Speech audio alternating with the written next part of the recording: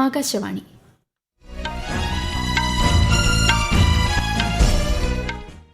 നമസ്കാരം.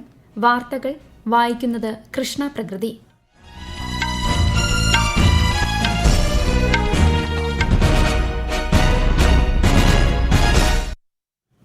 പ്രധാന വാർത്തകൾ.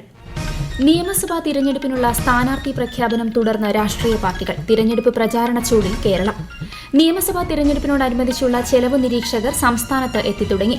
വീട്ടിൽ വോട്ട് ചെയ്യുന്നവർ ഈ മാസം 20-നകം അപേക്ഷ നൽകണമെന്ന് തിരഞ്ഞെടുപ്പ് കമ്മീഷൻ. പാർലമെന്റിന്റെ ഇരുസഭകളിലും നടപടികൾ പുരോഗമിക്കുന്നു.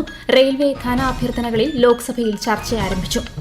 LPG-യുമായി ഹോർമൂസ് കടലിടുക്ക് കടന്ന് ഇന്ത്യൻ കപ്പൽ നന്ദാദേവി ഗുജറാത്ത് തീരത്തെത്തി. ഇറാനിലെ ഇന്ത്യൻ പൌരന്മാർ മുൻകൂർ അനുമതിയില്ലാതെ കര അതിർത്തി കടക്കാൻ ശ്രമിക്കരുതെന്ന് ടെഹ്റാൻ എംബസി. കൊട്ടാരക്കര താലൂക്ക് ആശുപത്രിയിൽ ഡ്യൂട്ടിക്കിടെ ഡോക്ടർ വന്ദനാദാസ് കൊല്ലപ്പെട്ട കേസിൽ പ്രതി സന്ദീപ് കുറ്റക്കാരനാണെന്ന് കൊല്ലം അഡീഷണൽ സെഷൻസ് കോടതി. അഫ്ഗാൻ തലസ്ഥാനമായ കാബൂളിലെ ആശുപത്രിയിൽ പാകിസ്ഥാൻ നടത്തിയ വ്യോമാക്രമണത്തിൽ 400-ലേറെ പേർ കൊല്ലപ്പെട്ടു. വാർത്തകൾ വിശദമായി. നിയമസഭാ തിരഞ്ഞെടുപ്പ് വിജ്ഞാപനം പുറപ്പെടുവിച്ച അസം, കേരള, പുതുച്ചേരി എന്നിവിടങ്ങളിൽ നാമനിർദ്ദേശ പത്രികാ സമർപ്പണം ആരംഭിച്ചു.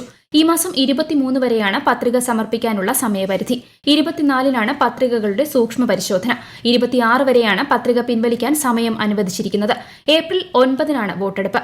വോട്ടെണ്ണൽ മെയ് 4-ന് നടക്കും. കേരളത്തിൽ സ്ഥാനാർത്ഥി പ്രഖ്യാപനം പൂർത്തിയായ മണ്ഡലങ്ങളിൽ രാഷ്ട്രീയ പാർട്ടികൾ പ്രചാരണം സജീവമാക്കിയിട്ടുണ്ട്. CPIM 81 പേരുടെയും CPI 25 പേരുടെയും BJP 47 സ്ഥാനാർത്ഥികളുടെയും പട്ടിക പുറത്തിറക്കിയിരുന്നു. Kerala Congress M, NCP, BDJS ഉൾപ്പെടെയുള്ള രാഷ്ട്രീയ പാർട്ടികളും ഇന്നലെ സ്ഥാനാർത്ഥികളെ പ്രഖ്യാപിച്ചു. കോൺഗ്രസിന്റെയും മുസ്ലിം ലീഗിന്റെയും സ്ഥാനാർത്ഥി പ്രഖ്യാപനം ഇന്ന് ഉണ്ടായേക്കും. നിയമസഭാ തിരഞ്ഞെടുപ്പിനോടനുബന്ധിച്ചുള്ള ചെലവ് നിരീക്ഷകർ സംസ്ഥാനത്ത് എത്തിത്തുടങ്ങി. ആകെ 40 ചെലവ് നിരീക്ഷകരാണ് കേരളത്തിലുണ്ടാവുക.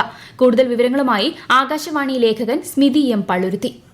ചെലവ് നിരീക്ഷകർ ഇന്ന് രാവിലെ മുതൽ സംസ്ഥാനത്ത് എത്തിത്തുടങ്ങിയതായി മുഖ്യ തെരഞ്ഞെടുപ്പ് ഓഫീസ് വൃത്തങ്ങൾ ആകാശവാണിയോട് പറഞ്ഞു. 40 ചെലവ് നിരീക്ഷകരെയാണ് സംസ്ഥാനത്ത് ഒട്ടാകെയായി നിയമിച്ചിട്ടുള്ളത്. ഇന്ന് വൈകിട്ടോടെ എല്ലാവരും എത്തിച്ചേരും. ഓരോ നിരീക്ഷകർക്കും 3-4 മണ്ഡലങ്ങളുടെ വീതം ചുമതലയാണ് നൽകിയിട്ടുള്ളത്. 3 ദിവസത്തേക്ക് ഇവിടെ തങ്ങുന്ന ചെലവ് നിരീക്ഷകർ പിന്നീട് ഈ മാസം 26-ന് വീണ്ടും എത്തുകയും പ്രചാരണകാലം മുഴുവൻ ഇവിടെ തങ്ങുകയും ചെയ്യും. പൊതു തെരഞ്ഞെടുപ്പ് നിരീക്ഷകർ നാളെയാണ് സംസ്ഥാനത്ത് എത്തുക. നിയമസഭാ തിരഞ്ഞെടുപ്പിൽ വീട്ടിൽ വോട്ട് ചെയ്യുന്നവർ ഈ മാസം 20-നകം അപേക്ഷ നൽകണമെന്ന് തിരഞ്ഞെടുപ്പ് കമ്മീഷൻ.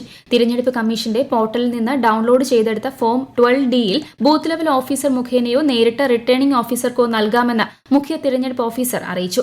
85 വയസ്സ് പിന്നിട്ടവർക്കും 40%-ലേറെ ഭിന്നശേഷിയുള്ളവർക്കുമാണ് വീട്ടിൽ വോട്ട് ചെയ്യാനാവുക. അഗ്നിരക്ഷാസേന പോലെ അവശ്യ സർവീസ് മേഖലയിലുള്ളവർക്കും അവരവരുടെ സ്ഥലത്ത് വോട്ട് ചെയ്യാൻ സൌകര്യമുണ്ട്. പോളിംഗ് ഡ്യൂട്ടിയിലുള്ള ഉദ്യോഗസ്ഥർക്ക് പരിശീലന സമയത്തും മറ്റുമായി തയ്യാറാക്കുന്ന വോട്ടർ ഫെസിലിറ്റേഷൻ കേന്ദ്രങ്ങളിൽ വോട്ട് ചെയ്യാനാകുമെന്ന് അഡീഷണൽ CEO ജെറോമിക് ജോർജ് അറിയിച്ചു. സൈനികരും അർദ്ധസൈനികരും അവരുടെ ജീവിത പങ്കാളികളും ഉൾപ്പെടെ ദൂരസ്ഥലങ്ങളിൽ ജോലി ചെയ്യുന്ന 54,042 പേർക്ക് ഇലക്ട്രോണിക് സംവിധാനം വഴിയുള്ള തപാൽ ബാലറ്റ് സംവിധാനമായ ETPBS വഴി വോട്ട് ചെയ്യാം. പാർലമെന്റിന്റെ ഇരുസഭകളിലും നടപടിക്രമങ്ങൾ പുരോഗമിക്കുന്നു. റെയിൽവേ മന്ത്രാലയത്തിന്റെ നിയന്ത്രണത്തിലുള്ള ധന അഭ്യർത്ഥനകളിൽ ലോക്സഭയിൽ ചർച്ച ആരംഭിച്ചു. ധനവിനിയോഗ ബിൽ സംബന്ധിച്ച ചർച്ചകൾ രാജ്യസഭയിൽ ഇന്നും തുടരും. 11 രാജ്യസഭാ സീറ്റുകളിലേക്ക് ഇന്നലെ നടന്ന തിരഞ്ഞെടുപ്പിൽ ബീഹാറിലെ 5 സീറ്റുകളിൽ NDA വിജയിച്ചു. നിതിൻ നബീൻ, ശിവേഷ് റാം, നിതീഷ് കുമാർ, രാംനാഥ് താക്കൂർ, ഉപേന്ദ്ര കുശ്വന്ത എന്നിവരാണ് BJP, JDU, RLM എന്നീ പാർട്ടികളിൽ നിന്നായി തിരഞ്ഞെടുക്കപ്പെട്ടത്. ഒഡീഷയിലെ 4 സീറ്റുകളിൽ BJPയിൽ നിന്നും മൻമോഹൻ സമൽ, സുജിത് കുമാർ എന്നിവരും BJP പിന്തുണയുള്ള സ്വതന്ത്ര സ്ഥാനാർത്ഥി ദിലീപ് റായും BJDയുടെ സംതൃപ്ത് മിശ്രയും വിജയം നേടി. ഹരിയാനയിൽ നിന്നുള്ള 2 രാജ്യസഭാ സീറ്റുകളിൽ BJPയുടെ സഞ്ജയ് ഭാട്ടിയ ഒരു സീറ്റിലും കോൺഗ്രസിന്റെ കരംവീർ സിംഗ് ബൌത്ത് മറ്റൊരു സീറ്റിലും വിജയിച്ചു. 10 സംസ്ഥാനങ്ങളിലായി 37 രാജ്യസഭാ സീറ്റുകളിലേക്കുള്ള തിരഞ്ഞെടുപ്പിൽ 26 പേർ എതിരില്ലാതെ തിരഞ്ഞെടുക്കപ്പെട്ടിരുന്നു. വ്യക്തിയുടെ ജീവിതത്തിൽ അവസരങ്ങൾ സൃഷ്ടിക്കുന്നതിന് വിദ്യാഭ്യാസം നിർണായകമാണെന്ന് രാഷ്ട്രപതി ദ്രൌപദി മുർമു. ന്യൂഡൽഹിയിൽ അക്ഷയപാത്ര ഫൌണ്ടേഷൻ സംഘടിപ്പിച്ച പരിപാടിയിൽ പങ്കെടുക്കുകയായിരുന്നു രാഷ്ട്രപതി. കുട്ടികളുടെ സുരക്ഷിത ഭാവി നമ്മുടെ ഉത്തരവാദിത്തമാണെന്നും ശ്രീമതി മുർമു പറഞ്ഞു. बच्चे केवल निःशुल्क भोजन कार्यक्रम के लाभार्थी ही नहीं है, बल्कि देश के उज्जवल भविष्य के निर्माता भी है। आज जो पौष्टिक भोजन उन्हें मिल रहा है वो वास्तव में हमारे राष्ट्र की मानव पूंजी में के लिए किया ये निवेश है। स्वस्थ, शिक्षित और ऊर्जावान बच्चे ही आगे चलकर भारत के कार्य शक्ति बनेंगे और वर्ष 2047 तक $30 ट्रिलियन की अर्थव्यवस्था के लक्ष्य को प्राप्त करने में प्रभावी भूमिका निभाएंगे। സ്കൂളുകളിൽ ഉച്ചഭക്ഷണം നൽകുന്നതിൽ അക്ഷയപാത്ര ഫൌണ്ടേഷന്റെ ശ്രമങ്ങളെ അഭിനന്ദിച്ച രാഷ്ട്രപതി ഗർഭിണികളായ സ്ത്രീകളുടെ പോഷക സംരക്ഷണത്തിന് പ്രത്യേക പ്രാധാന്യം നൽകണമെന്നും അഭിപ്രായപ്പെട്ടു. LPGയുമായി ഹോർമൂസ് കടലിടുക്ക് കടന്ന ഇന്ത്യൻ കപ്പൽ നന്ദാദേവി ഗുജറാത്തിലെ വഡിനാർ തുറമുഖത്തെത്തി. 46,000 മെട്രിക് ടൺ LPGയുമായി ഖത്തറിൽ നിന്നാണ് കപ്പലെത്തിയത്. മറ്റൊരു ചരക്കു കപ്പലായ ശിവാലിക് ഇന്നലെ ഗുജറാത്തിലെ മുന്ദ്ര തുറമുഖത്തെത്തിയിരുന്നു. UAEയിൽ നിന്ന് ക്രൂഡ് ഓയിലുമായി പുറപ്പെട്ട ഇന്ത്യൻ കപ്പൽ ജഗ് ലാഡ്കി ഇന്ത്യയിലേക്ക് സുരക്ഷിതമായി യാത്ര തുടരുകയാണ്. നിലവിൽ LPG വിതരണത്തിൽ രാജ്യത്ത് യാതൊരു ക്ഷാമവുമില്ലെന്ന് അധികൃതർ വ്യക്തമാക്കി. ഇറാനിലുള്ള ഇന്ത്യൻ പൌരന്മാർ ടെഹ്റാനിലെ ഇന്ത്യൻ എംബസിയെ അറിയിക്കാതെ രാജ്യത്തിന്റെ അതിർത്തി മേഖലകളിൽ പ്രവേശിക്കുകയോ കര അതിർത്തി കടക്കാൻ ശ്രമിക്കുകയോ ചെയ്യരുതെന്ന് എംബസി അധികൃതർ നിർദ്ദേശിച്ചു. ഇത്തരത്തിൽ അതിർത്തി കടക്കുന്നത് ഗുരുതര ഇമിഗ്രേഷൻ പ്രശ്നങ്ങൾക്ക് കാരണമാകുമെന്നും ഇറാനിയൻ പ്രദേശത്തിന് പുറത്തു പോകുന്നവർക്ക് സഹായം നൽകാൻ ടെഹ്റാൻ എംബസിക്ക് സാധിക്കാതെ വരുമെന്നും അറിയിപ്പിൽ പറയുന്നു. ഈ വാർത്തകൾ ആകാശവാണിയിൽ നിന്ന്.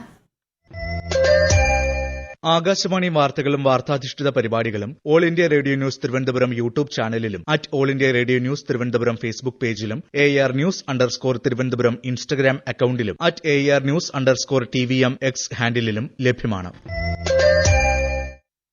വിദേശകാര്യമന്ത്രി എസ് ജയശങ്കറിന്റെ ബ്രസൽസ് സന്ദർശനം പൂർത്തിയായി. European council president Antonio Costa, vice president Kaja Kallas എന്നിവരുമായി വിദേശകാര്യമന്ത്രി കൂടിക്കാഴ്ച നടത്തി.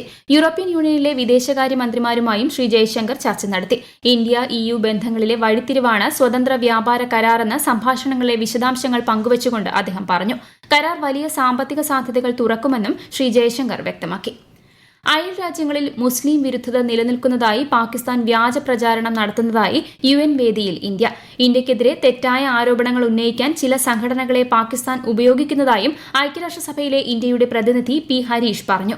മുസ്ലിം വിരുദ്ധതയ്ക്കെതിരായ അന്താരാഷ്ട്ര ദിനാചരണത്തിന്റെ ഭാഗമായി ഐക്യരാഷ്ട്ര പൊതുസഭയിൽ സംസാരിക്കുകയായിരുന്നു അദ്ദേഹം. ഇത്തരം പ്രവണതകളെ UN ഗൌരവമായി കാണണമെന്നും അദ്ദേഹം അഭ്യർത്ഥിച്ചു. India's western neighbor is an excellent example of fabricating imaginative tales of Islamophobia in their neighborhood. One wonders what would brutal repression of Ahmadiyas in this country be termed, or the large-scale refoulement of the helpless Afghans or air-bombing campaigns in this holy month of Ramadan. India is home to more than 200 million Muslims, one of the largest Muslim populations in the world. Kottarakkara taluk ആശുപത്രി അത്യാഹിത വിഭാഗത്തിൽ ഡ്യൂട്ടിക്കിടെ doctor Vandana Das കൊല്ലപ്പെട്ട കേസിൽ പ്രതി സന്ദീപ് കുറ്റക്കാരനാണെന്ന് കോടതി.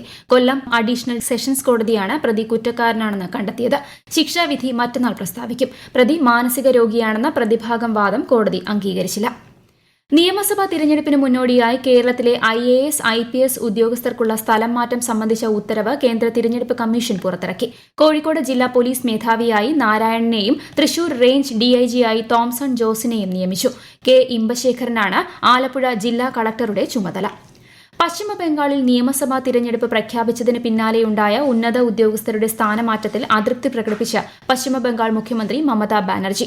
മുഖ്യ തിരഞ്ഞെടുപ്പ് commissioner Gyanesh കുമാറിന് ഇത് സംബന്ധിച്ച് മമതാ ബാനർജി കത്തയച്ചു. ചീഫ് സെക്രട്ടറി, ആഭ്യന്തര സെക്രട്ടറി, പോലീസ് ഡയറക്ടർ ജനറൽ എന്നിവരെയാണ് തിരഞ്ഞെടുപ്പ് കമ്മീഷൻ സ്ഥലം മാറ്റിയത്.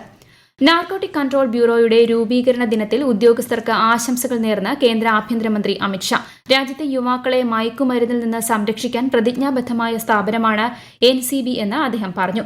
ഉദ്യോഗസ്ഥരുടെ സേവന മനോഭാവത്തെയും ദേശസ്നേഹത്തെയും രാജ്യം അഭിവാദ്യം ചെയ്യുന്നതായും കേന്ദ്രമന്ത്രി വ്യക്തമാക്കി. അഫ്ഗാൻ തലസ്ഥാനമായ കാബൂളിലെ ആശുപത്രിയിൽ പാകിസ്ഥാൻ നടത്തിയ വ്യോമാക്രമണത്തിൽ 400-ലേറെ പേർ കൊല്ലപ്പെട്ടു. 250ഓളം പേർക്ക് പരിക്കേറ്റിട്ടുണ്ട്.